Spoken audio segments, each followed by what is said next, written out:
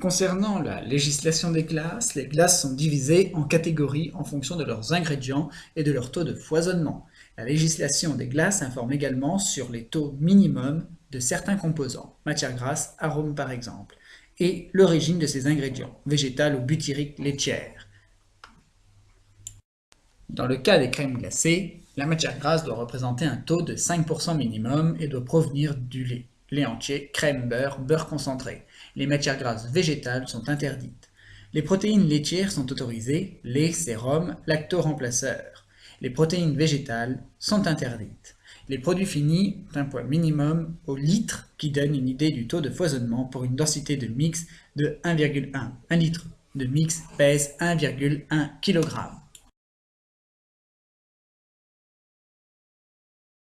Il existe deux grandes familles de produits. Les glaces moulées, bâtonnets classiques, cônes, vrac-pot. La glace sort du freezer à -3°, -5°C pour pouvoir prendre la forme du contenant.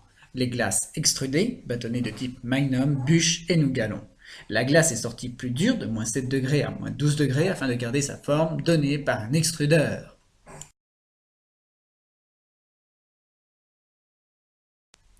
Le terme glace est un terme général, mais il répond aussi à une catégorie de produits définis. Les crèmes glacées contiennent au minimum 5% de matière grasse d'origine laitière et peuvent être foisonnées jusqu'à 450 g par litre, 145% de foisonnement. Les glaces aux œufs contiennent les ingrédients des crèmes glacées avec des œufs en plus et un foisonnement moindre, 550 g par litre minimum, soit 100% de foisonnement maximum. Les glaces au lait, crème glacée allégée, elles contiennent entre 2,5 et 5% de matière grasse laitière. Les glaces regroupent tout ce qui, sur une base laitière, ne répond pas aux catégories moins de 2,5% de matière grasse, présence de matière grasse végétale, présence de protéines végétales, mais avec un poids minimum de 450 g par litre. Les sorbets sont des glaces obtenues à partir de purées de fruits et de sucre. Ils ne contiennent pas ou peu d'ingrédients laitiers et pas de matière grasse ajoutée. Les pourcentages minimums de fruits dépendent du type de fruit lui-même, acide ou non. Suivant la proportion de fruits qu'ils contiennent, ils peuvent avoir la dénomination plein fruit. Les légumes sont depuis 2008 autorisés dans la fabrication de sorbets.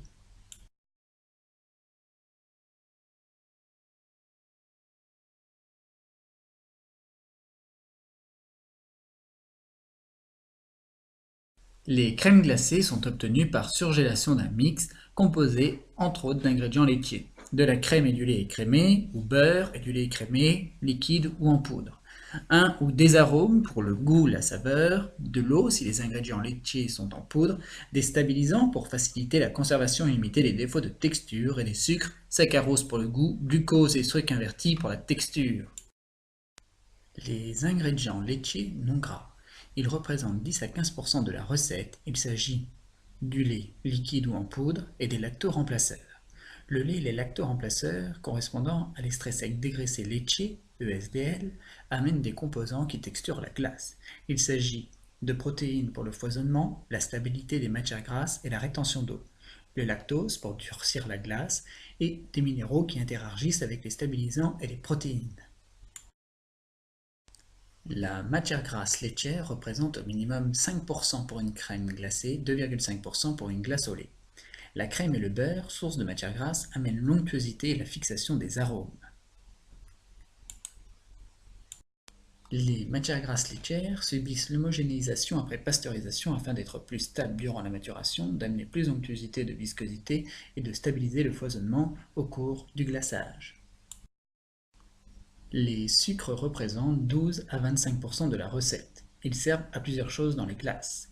Tout d'abord, à apporter un goût sucré, durcir ou ramollir les glaces selon les sucres utilisés et amener de l'estrès sec total, bon marché et neutre en goût. Pour ces différentes raisons, de nombreuses sources de sucre et de nombreux types de sucre sont utilisés en glace. Le saccharose, sucre de cuisine classique, 12 atomes de carbone, le glucose, 6 atomes de carbone, peu de goût sucré, le fructose, 6 atomes de carbone, goût très sucré, le lactose, 12 atomes de carbone, sucre du lait, pas de goût sucré. La maltodextrine, qui est un amidon partiellement hydrolysé, une chaîne de glucose peu sucrée, pouvoir texturant, des sucres invertis, mélange de saccharose et des sucres constitutifs, à savoir glucose et fructose, et du sirop de glucose qui est un amidon hydrolysé fortement. En termes de goût sucré, 1 g de saccharose équivaut à 1,5 à 2 g de glucose, qui équivaut également à 6,25 g de lactose.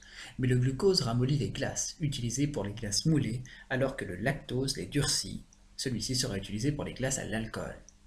En fonction de leur taille et de leur structure, les sucres ont une tendance plus ou moins importante à cristalliser. Plus ils sont gros, plus ce risque est grand. Le lactose, qui contient 12 atomes de carbone, amène un gros risque de cristallisation. Pour éviter le défaut de cristallisation, il faut moins de 5% en poids de lactose dans le mix. Le saccharose contient aussi 12 atomes de carbone, mais ces sucres constitutifs font qu'il cristallise moins que le lactose. Le glucose et le fructose ne contiennent que 6 atomes de carbone et n'amènent pas de risque de cristallisation. Le miel, qui est un mélange de différents sucres, a une texture différente en fonction de son humidité. Une faible humidité implique un risque de cristallisation plus important. La nature de ces sucres constitutifs, saccharose, fructose, glucose, maltose. Le pouvoir texturant des sucres. En fonction de leur taille, les sucres baissent plus ou moins le point de congélation des mix. Plus un sucre est gros, sirop de glucose avec un DE faible, maltodextrine, moins il baisse le point de congélation. Les sucres entrant dans la composition des glaces peuvent provenir de différentes sources. Le sucre en poudre, le glucose en poudre, le sucre inverti, sirop ou en poudre, le miel, le lait et les lactoremplaceurs, apport de 5 à 85% de lactose entre autres, les arômes, fruits et purées, 15 à 45% de sucre, glucose, fructose et saccharose. Les arômes, ils sont généralement rajoutés après pasteurisation pour ne pas être dégradés par le chauffage. Ils amènent le goût, mais aussi de l'eau, des sucres et parfois de l'alcool. En ce qui concerne notre TP, nous fabriquons soit des glaces au chocolat, soit à la vanille. La vanille, un dosage de 0,5 à 1,5%, varie avec la force de l'arôme. Pour le chocolat, nous, dans notre fabrication du cacao, donc le chocolat 5 à 15% en dosage, le chocolat amène plus de matière grasse que le cacao et donne des glaces plus fermes, plus difficiles à foisonner. Il apporte également des sucres en C12 qui baissent le point de congélation. L'apport de fruits ou de dérivés. La préparation de fruits se présente sous la forme soit de fruits frais ou congelés, soit de fruits au sirop, soit de purée de fruits sucrés, jusqu'à 10 à 15% de sucre, pasteurisé ou non, avec ou sans stabilisant, avec ou sans colorant, avec ou sans sorbate. De conserve de fruits sur sucre, 40 à 50% de sucre, de fruits osmosés, 65 à 70% d'extrait sec, total, de fruits confits. Les stabilisants représentent 0,5 à 1% maximum de la recette. Ils ont une incidence sur le foisonnement, la texture et la conservation de la glace. Les hydrocolloïdes, gélifiants et épaississants, stabilisants ou émulsifiants. Le rôle des stabilisants. Les stabilisants sont utilisés dans les glaces pour fixer de l'eau. L'eau fixée ne cristallise pas la congélation et est mieux immobilisée en cas de rupture de chaîne du froid. Ceci contribue à l'accroissement de la viscosité du mix et de la glace. Elle favorise également le foisonnement. Sans stabilisant, il est plus difficile d'ajouter de l'air dans le mix et de le conserver jusqu'à la DLUO de la glace. Les stabilisants peuvent être utilisés à 1% de la recette, dont 0,3% d'émulsifiants. Deux familles de stabilisants existent, les hydrocolloïdes, épaississants gélifiants, ou les émulsifiants. Ils sont mentionnés soit sous leur nom, alginate, farine de graines de caroube, ou sur leur code européen E401, E410. Dans les glaces, les stabilisants sont déjà pré-mélangés avant ajout au mix, utilisation d'un mélange d'épaississants, de gélifiants et d'émulsifiants. Suivant l'extrait sec total des glaces, leur composition ou encore leur destination, extrudée ou moulée, les fournisseurs de stabilisants proposent des mélanges prédosés. La dose moyenne d'utilisation varie de 0,3 à 0,7%. Exemple de stabilisant à sorbet, le FZ Cargill, le crémodant SL64 de Danisco. Exemple de stabilisant à crème glacée, le FM 3630 de Cargill ou l'Ice Pro de Danisco. Les hydrocolloïdes. Ils ont la capacité de fixer de l'eau. Ils fixent de l'eau et provoquent ainsi un épaississement de l'ensemble, hausse de la viscosité. Les épaississants. Exemple, farine de graines de caroube E410, graines de goire E412. Ils établissent un réseau entre leurs molécules et l'eau, parfois avec les minéraux ou les protéines. Ils provoquent alors une gélification. Les gélifiants, l'alginate et carragénane, E401 à E407, les peptines, E440. La différence entre l'épaississement et la gélification est parfois uniquement due à la différence de dosage. Un épaississant à forte dose gélifie le milieu, c'est par exemple le cas de l'amidon, farine. Un gélifiant utilisé à faible dose provoque un épaississement, mais le produit obtenu n'est pas stable et résiste mal aux actions mécaniques, agitation, transfert. La farine de caroube est souvent utilisée comme stabilisant des glaces, épaississant à gélifiant suivant la dose. Les émulsifiants. Ils ont la propriété de faciliter les mélanges, par exemple l'air et l'eau et l'huile, des produits qui ne se mélangent normalement pas. On les appelle également tensioactifs ou émulgateurs. Les émulsifiants sont utiles en glace pour faciliter les mélanges de la matière grasse avec les autres composants du mix, effet accentué par l'homogénéisation. Ils facilitent également le foisonnement. Les émulsifiants sont présents naturellement dans le mix, protéines du lait, phospholipides du lait, protéines et phospholipides des œufs pour les glaces aux œufs. Ils peuvent être ajoutés. Les émulsifiants rajoutés en glace les plus courants sont le mono- et diglycéride E471 et les phospholipides comme la lécithine E322.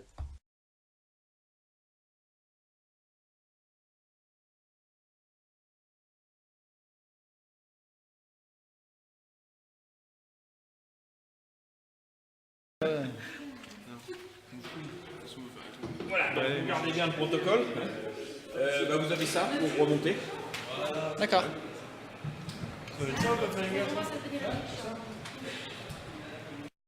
Oui, il y a un. Je crois que c'était une bête au début.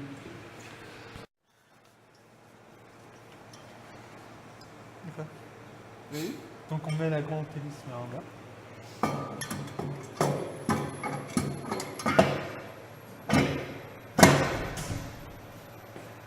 Donc normalement, non, c'est. Ouais, c'est bon. Voilà, je vous avais une feuille là, une feuille de fabrication. D'accord.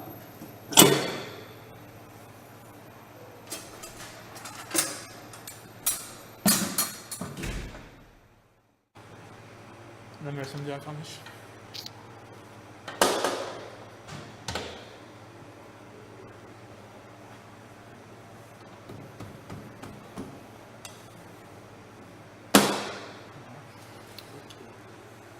Donc là, explique.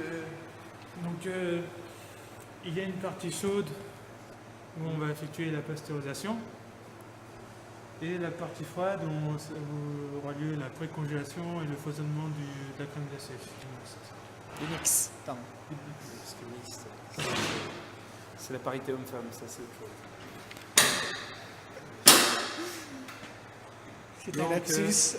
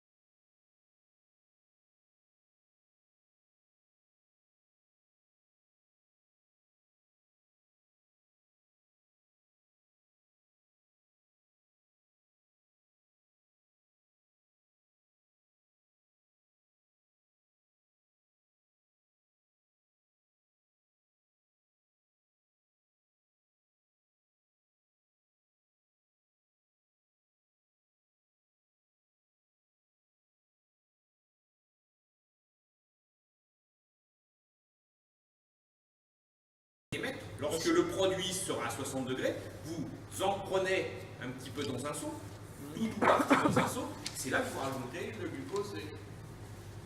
Oui. D'accord. Ok. De toute façon, comme il y a beaucoup d'eau, on fait chauffer l'eau et on met dedans. Pour l'instant, ça c'est une heure. Quand vous allez mettre en route ça, vous allez avoir un écran qui va apparaître. Donc produit inséré, non vous ne l'avez pas encore inséré, non, bah, vous attendrez, hein, bon on va stopper pour l'instant. Hein.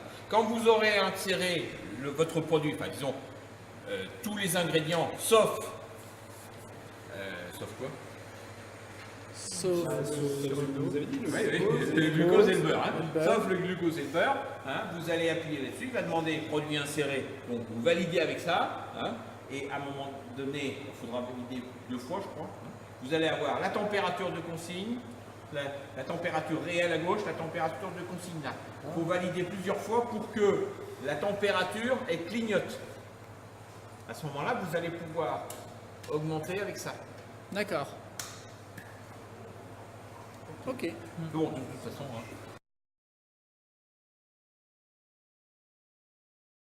Hein. Oui, donc là, oui, tu t'occupes du beurre.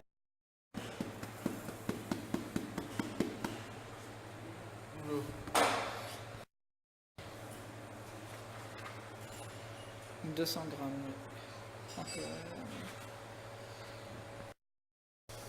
On fait 2 recettes là? Tu fais le sucre. Non, d'abord, on fait que la première et la deuxième, on la fera après. Ça va vite à faire une recette? Oui, C'est juste la battue Tu m'as dit normalement. combien 375. La battue normalement c'est un peu long, mais là on va faire.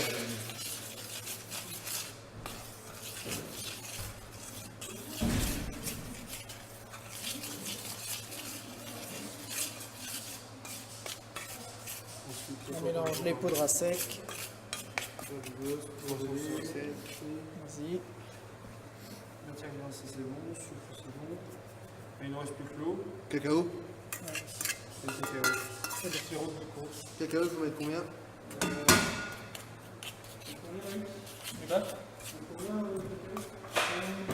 Tout en bas, 75 grammes. Cacao. J'ai calculé pour la vanille, mais c'est parce que j'ai pas vu que c'était la vanille.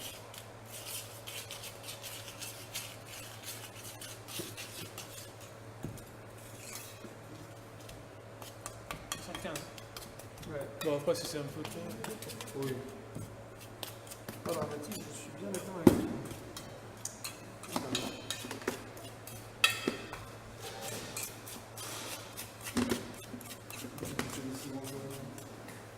On met ça dedans, hein? Oui.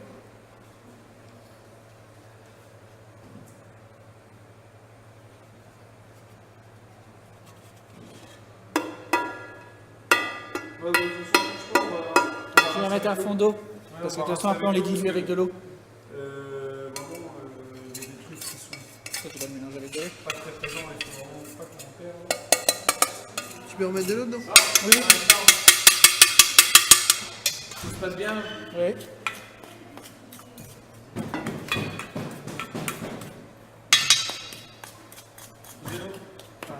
Attends, je te mélange bien les poudres. Donc l'eau c'est 1 kg. Donc ce que je vous conseille, c'est de faire un pré-mélange dans le seau. Quel homme. T'es étonné que je travaille? Ah, c'est comme la dernière fois quand j'ai monté les blancs en neige, hein, ça a servi tout le monde. Rappelle-toi. D'ailleurs, t'as rien fait, le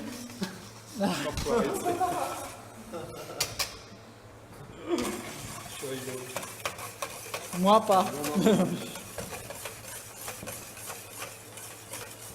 Oh, tu rigoles, et on l'a vu, hein, quand t'étais pas là. Enfin, je sais pas, mais... Oh bah non, ils ont dit que c'était les vacances. Donc là, t'insères. On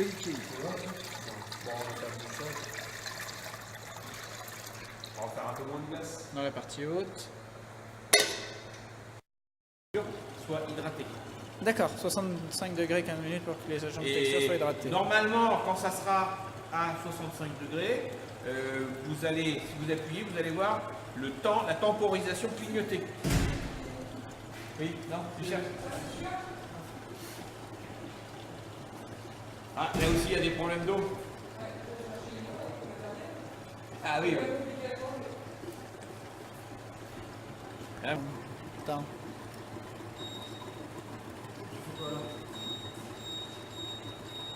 Manu, viens voir moi aussi. Bah après, on ne sait pas, on Voilà. va regarder la suite. Donc 15 minutes environ à 65 degrés de consigne, on est à 66. Ah donc dès Dès qu'on est à 65, il se met à mettre une durée là tout à l'heure qui était de 4 minutes. Ouais. Tu rappuies une fois là, il te met le temps et tu choisis 15 minutes. Voilà, j'ai mis 14 minutes 47 parce qu'il avait déjà fait ça pendant 20 secondes. Et après, il décompte tout seul.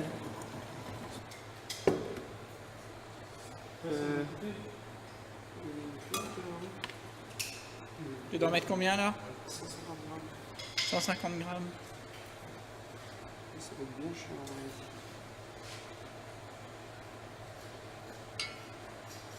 On va en mettre partout.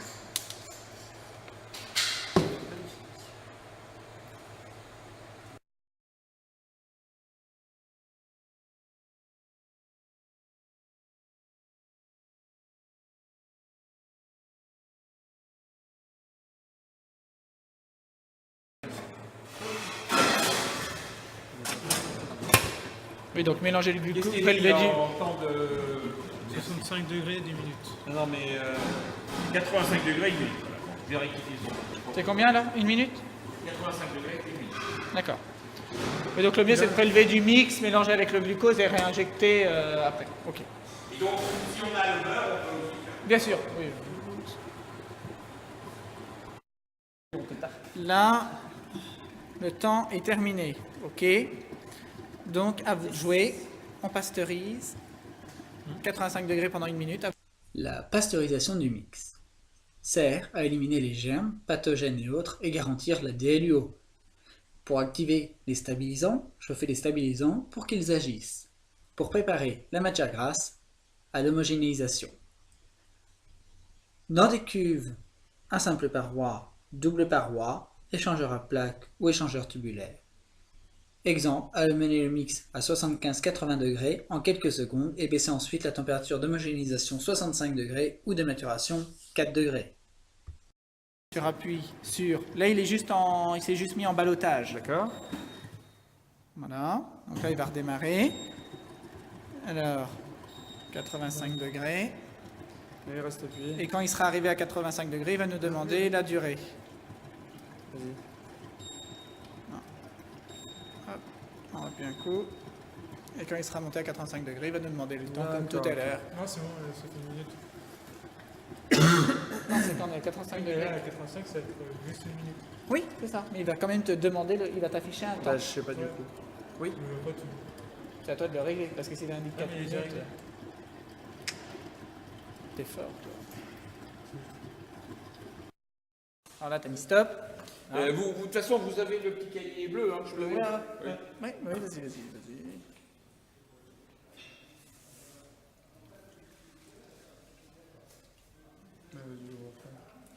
Ça n'a pas l'air de couler. Pas trop non plus, que ça coule pas Oui, non, trop mais- sur le côté. En bas. Ah oui, c'est bien, oui, c'est plutôt rassurant. Oui, voilà. C'était ça que je disais.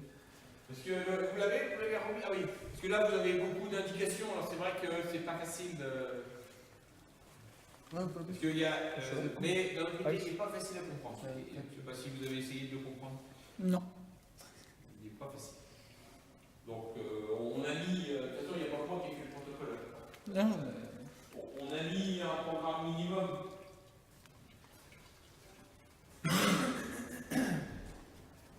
Alors le problème qu'elle a, cette machine, c'est qu'on n'a pas la température à l'étage inférieur.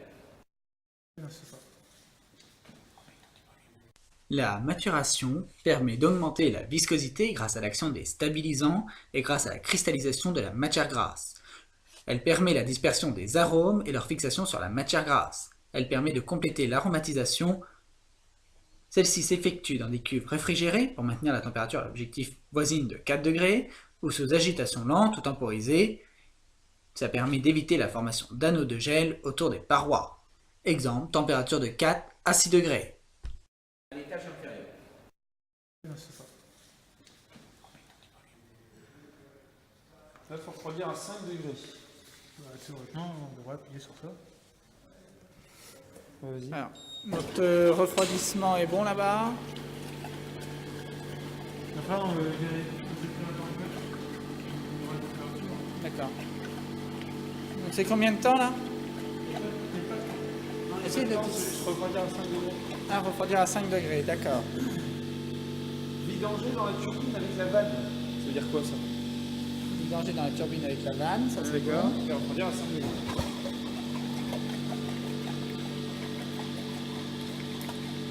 Ajouter l'arôme en soulevant le couvercle. Ça, ici, il y avait de la vanille. Prélever 400 g de mix par la petite trappe de vidange. Champigner jusqu'à moins 8 degrés.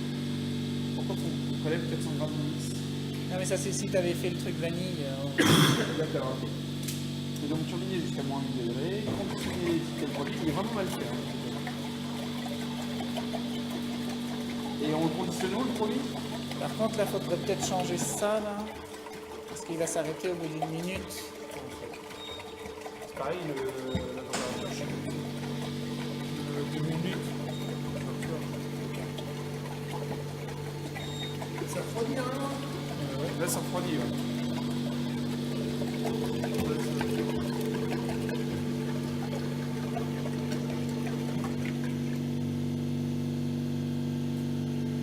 C'est chaud? Non, c'est normal, parce que là-bas, il est Non, chaud. c'est une question. Ah bah c'est déjà carrément moins chaud que Oui, 85. voilà, oui.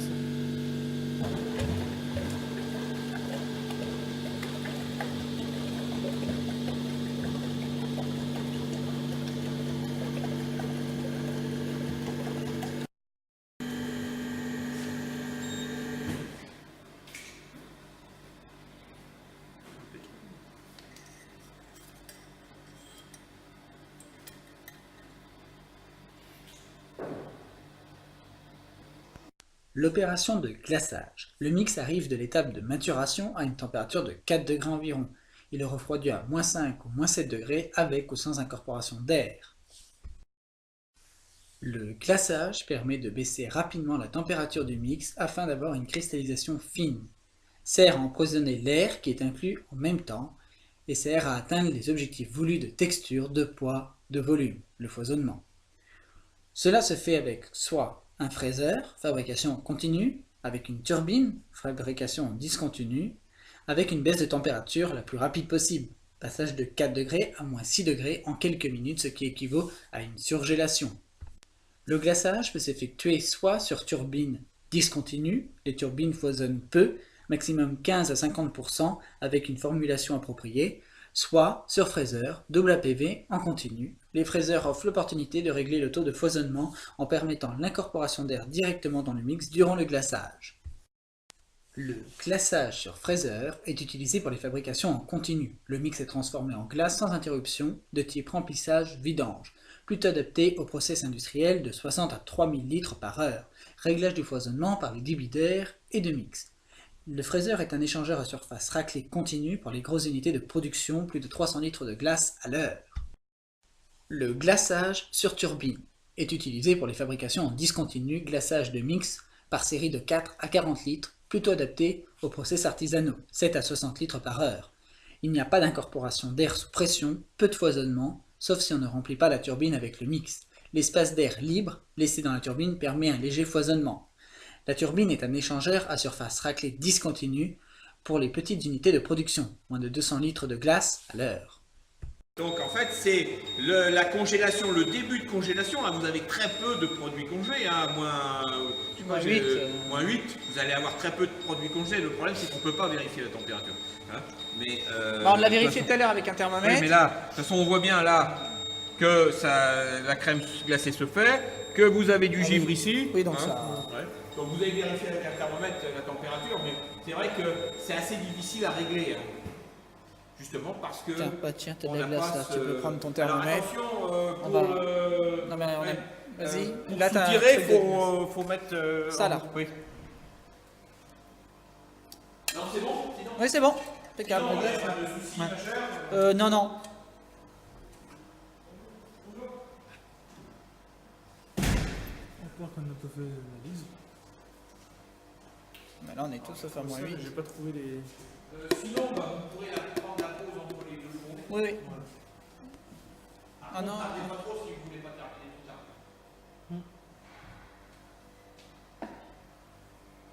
tard. Sauf que, attends, on est tous sauf à moins. La sortie de fraiseur ou de turbine. Que les glaces soient moulées ou extrudées, les poids et volumes sont contrôlés en sortie de fraiseur pour valider le foisonnement. Attention aux poids des marquants qui faussent les poids de glace. La glace sort de fraiseur ou de la turbine aux environs de -6 à -9 degrés. Elle doit continuer à être refroidie rapidement pour que la cristallisation soit correcte et la texture fine. Le passage au tunnel froid ventilé à -30 degrés permet d'arriver à une température de -18 à cœur en moins de 2 heures. Si la baisse de température est plus longue, il y a risque de texture pailletée au bout de quelques mois de stockage. Donc il faut d'abord appuyer sur turbine et ensuite le bouton du dessous. Non, attends, t'inquiète, pour l'instant ça va. Ouais. On va cuillère, bah vas-y.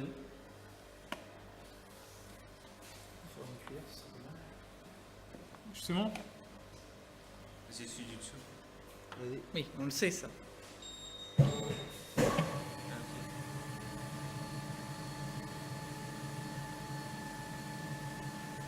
si une USI ça marchait comme ça, Attends. si on avait su qu'on... Un autre saut. On fait plus, mais. Non, mais attends, ça le fait.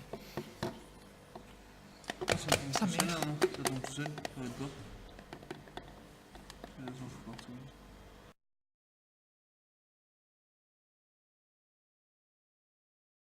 Après le glaçage, le conditionnement.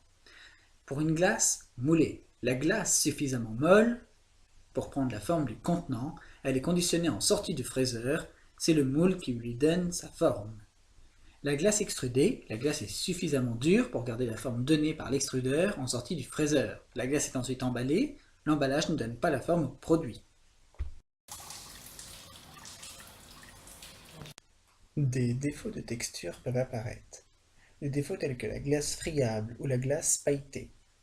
Les causes possibles, un extrait sec insuffisant, un excès d'eau, des doses de stabilisants hydrocolloïdes insuffisantes, une pression d'homogénéisation trop basse, moins d'eau liée au micelle ou un foisonnement excessif grossier. Un autre défaut, une texture humide ou mouillée. Les causes peuvent être un foisonnement insuffisant pour un extrait sec trop élevé, une dose de stabilisant excessive, trop de sucre, les sucres abaissent le point de congélation du mix, et la glace massive. Une texture collante ou pâteuse peut être due à un mauvais choix dans les hydrocolloïdes en plus d'un extrait sec trop important. Une texture légère peut être due à un manque d'extrait sec total et de stabilisant, texture fuyante, aqueuse. Une texture grasse, morceau de beurre, peut être due à un barattage lors du passage au fraiseur, d'une homogénéisation incomplète, d'un taux de matière grasse trop important, d'un taux de refroidissement du mix trop lent ou de manque d'émulsifiant. Le défaut d'une texture contractée peut être dû à une température de glaçage trop basse, un foisonnement excessif. Une texture sableuse peut être due à de gros cristaux de lactose, une teneur trop élevée en lactose par rapport à l'extrait sec total, ou à une température excessive à la sortie du freezer, le SDL supérieur à 12% ou le lactose supérieur à 6%. Un défaut de texture pelucheuse peut être dû à un foisonnement trop important et présence de grosses bulles d'air, un extrait sec total trop faible. La texture granuleuse peut être due à une distribution hétérogène des cristaux de glace qui ont une taille excessive, de grosses bulles d'air, un glaçage et refroidissement trop lent, une recristallisation et hydratation, une eau mal fixée, des protéines incomplètes. Les défauts d'aspect. Cela peut être une couleur pas assez ou trop intense. Cela peut être dû à un problème de dosage du colorant ou à une réaction avec le milieu dû au pH. Un défaut de couleur hétérogène peut être dû à un problème de solubilité des colorants, un mauvais mélange du mix, des problèmes de stockage après fabrication ou une oxydation dans les emballages transparents. Le défaut d'aspect peut être dû également à des contaminants et corps étrangers. Solution, fabrication en aveugle, produits protégés de l'extérieur ou détecteurs de métaux. Un défaut d'aspect de la glace peut être la fonte sur les bords et une texture mousseuse en bordure, signe que l'air est mal stabilisé. Différents contrôles et suivis du mix sont réalisés avant le glaçage. Les produits sont contrôlés tout au long de la fabrication, mix et glace pour éviter l'apparition de défauts, notamment la viscosité, l'aptitude du mix au foisonnement, la stabilité du foisonnement, contrôle de composition, vérification de l'extrait sec total et de la matière grasse, et la dégustation pour valider l'aromatisation avant le glaçage. Le contrôle de la viscosité du mix. La viscosité est la mesure de l'aptitude à l'écoulement de l'aspect liquide ou épais d'un produit. Elle est mesurée à l'aide d'un viscosimètre. La viscosité du mix est un facteur de tenue du foisonnement et de changement d'état lors du glaçage. Un mix trop épais, la difficulté pour incorporer l'air en début du freezer, et un mix trop fluide, difficulté pour tenir l'air en fin de glaçage ou au conditionnement. Ces paramètres doivent être corrigés avec la température d'entrée du mix et la température de sortie de la glace. Un travail lent permet de mieux maîtriser l'incorporation de l'air dans un mix trop fluide ou dans un mix trop épais. Le viscosimètre mesure la résistance à la rotation d'un mobile dans le mix.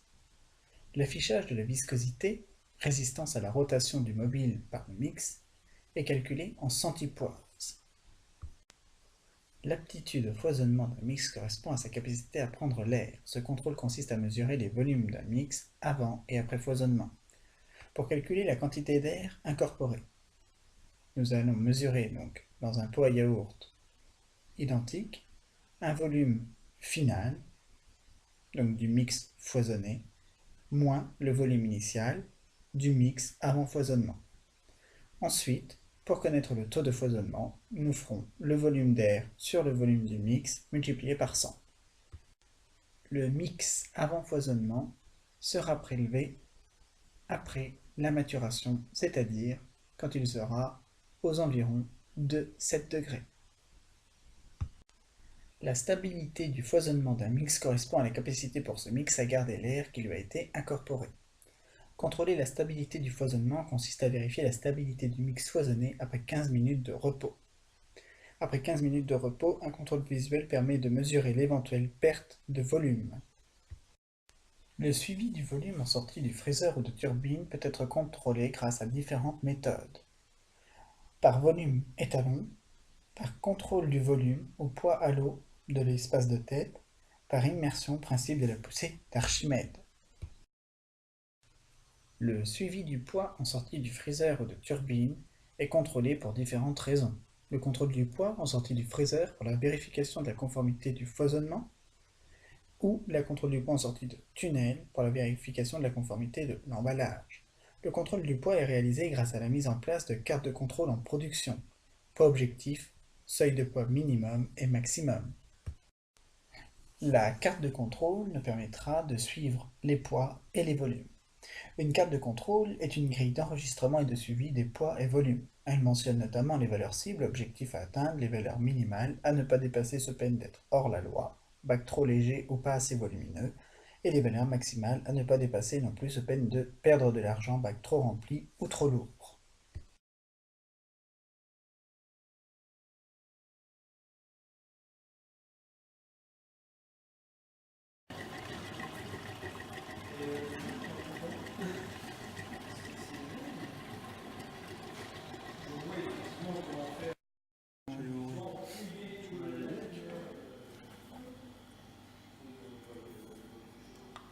Mettre le citron après. Peut-être le mettre maintenant, non, le citron. Ouais, tu peux. Donc là, tu mets le citron. Ouais.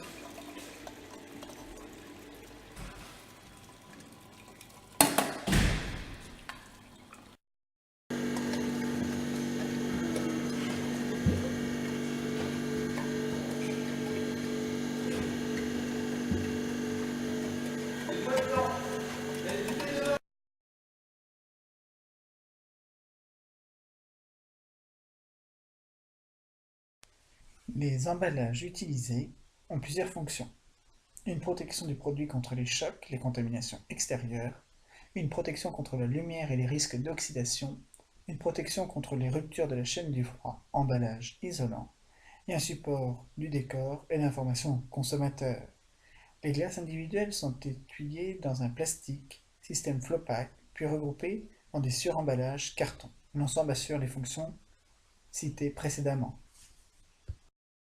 L'étiquetage devra comporter la liste des ingrédients par ordre décroissant de poids, la dénomination légale, les informations sur la conservation et l'utilisation, qui contacter en cas de réclamation, le nom du fabricant, le volume net et les valeurs énergétiques et nutritionnelles. Connaissant le volume, peser le bac permet de calculer le taux de foisonnement.